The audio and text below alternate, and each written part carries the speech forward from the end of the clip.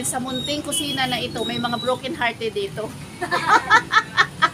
Tingnan mo ba naman, may chef cook dito, broken hearted.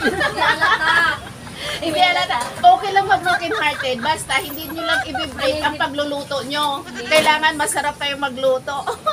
Okay lang yan. Isang lalaki lang yan. Ang customer nyo, marami. Kailangan masarap ang luto nyo para mawin nyo ang heart at ma-full nyo yung tummy ng customer nyo. Kung hindi kayo ina-appreciate ng mga partner nyo, sorry na lang sila. Total, masarap ka magluto. Maraming lalaki dito makakagusto sa pagkain nyo.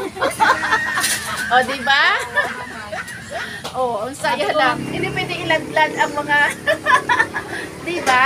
Ang importante masarap magluto. O diba? Maalaga sa customer. Kayong mga lalaki kayo, hanapin yung mga babae masarap magluto. Hindi masarap saka kasi walang kwenta yan.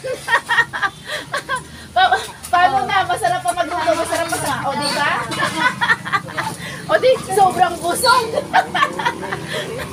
Mag-happy hour ang mga broken hearted. Ano naman? Ano, sasali ka? Ha? Sasali ka.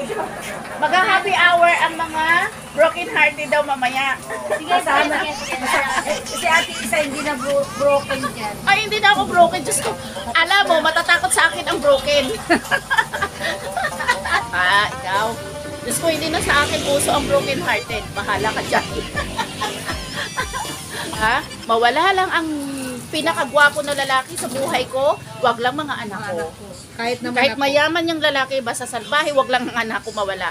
Importante sa akin ang anak ko. Kang ma-in love sa isang lalaki, wag ka magpabuntis sa lalaking mahal mo. Kasi kung iiwanan ka niyan, masaktan ka.